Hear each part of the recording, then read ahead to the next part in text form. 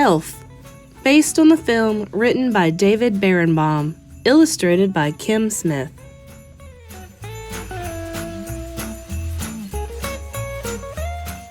This is the story of how Buddy the Elf saved Christmas. It's a story that begins many years ago. One Christmas Eve, Santa Claus slid down the chimney of an orphanage with his sack full of toys. While he was eating some cookies the children had left out for him, a little baby crawled into his sack.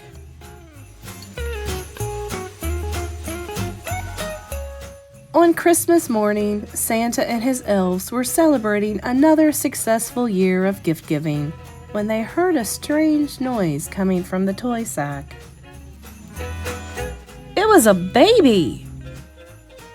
One of the older elves adopted the baby and named him Buddy.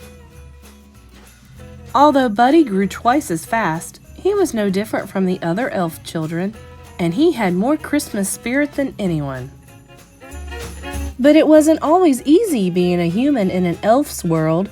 Buddy could never make toys as fast as the other elves could. "I'm the worst toy maker in the world. I'm a cotton-headed ninny-muggins." "You're not a cotton-headed ninny-muggins. You're just special."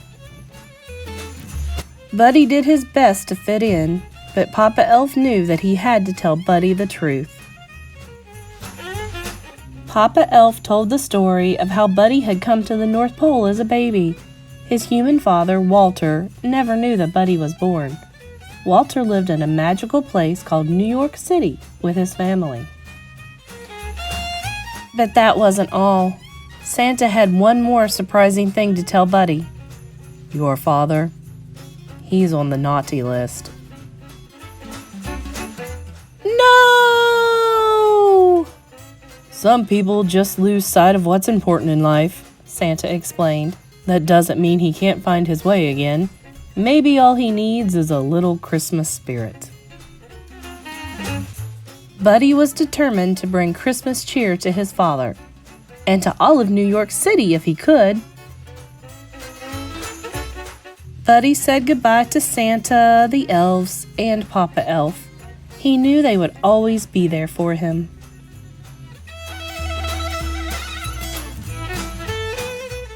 "Bye, Buddy. Hope you find your dad." Buddy traveled through the 7 levels of the candy cane forest, past the sea of swirly-twirly gumdrops, and then he walked through the Lincoln Tunnel. Buddy quickly learned that New York City truly was a magical place. He made new friends, got his shoes shined, ran circles through a revolving door, and played hopscotch on the crosswalk. Finally, Buddy went to see his father, who worked in an office in the Empire State Building. But Buddy's dad didn't want to see him. He didn't believe that Buddy was his son or an elf, and he ordered him to leave. Buddy was beginning to understand why Walter was on the naughty list. Buddy left feeling discouraged, but then he saw something that made him smile. A big store all decked out for Christmas. Inside, a girl named Jovi was decorating a Christmas tree. Buddy was glad to meet another human who shared his appreciation for elf culture. Jovi told him that Santa would be visiting the store the next day. Buddy was so excited to see Santa again. Buddy stayed up all night decorating the store in preparation for Santa's arrival. But when Santa arrived the next morning, Buddy realized that he was an imposter. "You smell like beef and cheese. You're not the real Santa. You sit on a throne of lies." Buddy ripped off the fake Santa's beard, and all the children screamed. He caused such a ruckus that the store manager called Buddy's dad to pick him up. Buddy met his dad's wife, Emily, and their son, Michael. They were much friendlier than his dad. At dinner, Buddy told his family about the 4 main food groups that elves eat: candy, candy canes, candy corns, and syrup. Buddy had a whole list of things that he wanted to do with his dad. Number 1, make snow angels for 2 hours. Number 2, go ice skating. Number 3, eat a whole roll of cookie dough as fast as we can. And number 4, snuggle. But Buddy's dad didn't want to do any of those things. All he wanted to do was work. So Buddy went to work with his dad.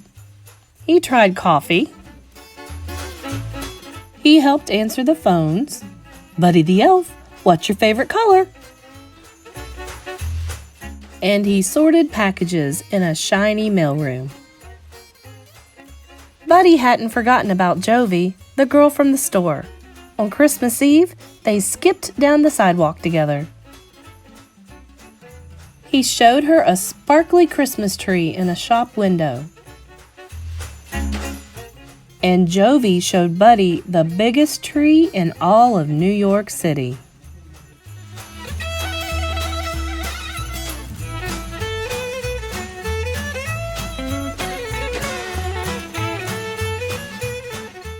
Buddy was so excited that he interrupted a big meeting at his dad's office to tell him all about Jovi. I'm in love, and I don't care who knows it. But Buddy's dad didn't want to be interrupted. Get out. Buddy was so upset that he decided to run away. He left a note behind. I'm sorry I ruined your lives and crammed 11 cookies into the VCR.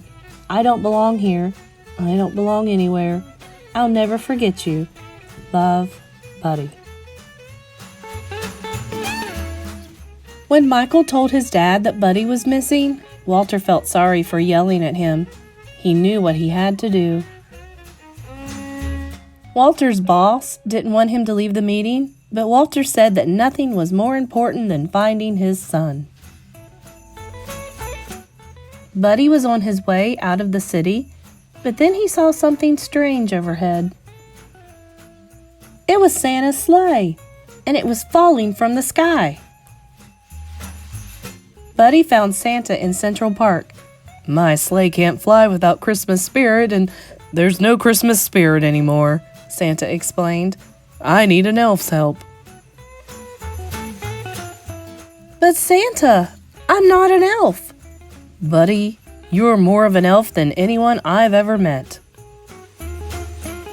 Suddenly, Walter and Michael burst through the trees. They had been looking for Buddy all night. Buddy, I need to apologize to you, Walter said. You've been right about everything, and I don't want you to leave. You're my son, and I love you. I love you too, Dad. While Buddy helped Santa fix the sleigh, Walter and Michael joined Emily and Jovi in the crowd outside Central Park. They needed to help people find their Christmas spirit. Jovi remembered something that Buddy had told her. The best way to spread Christmas cheer is singing loud for all to hear. One by one, everyone began to sing.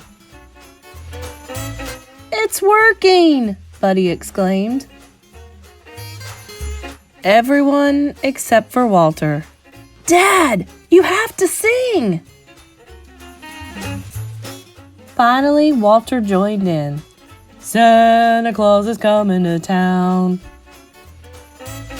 Just in the nick of time, Santa's sleigh soared into the sky. There was so much Christmas spirit in the air that the sleigh flew all the way to the top of the Empire State Building.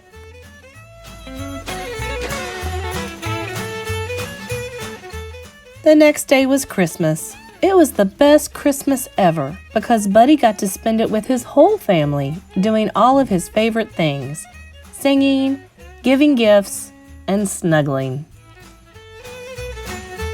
And that's the story of how, with a little help, Buddy the elf managed to save Christmas, and his spirit saved a lot of other people too.